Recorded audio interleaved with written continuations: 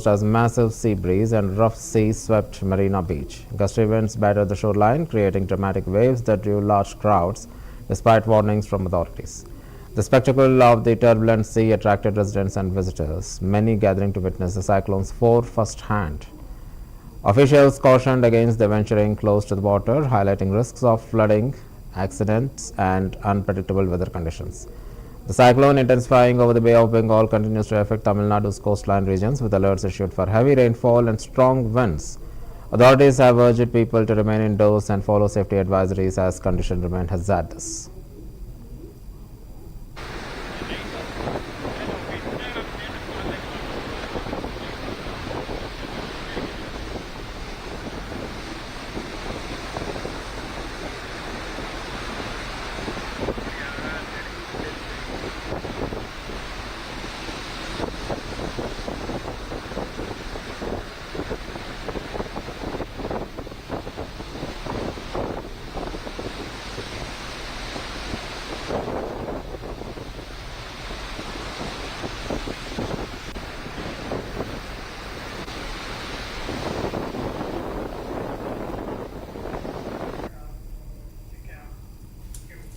Continuous heavy rainfall in Nagapattinam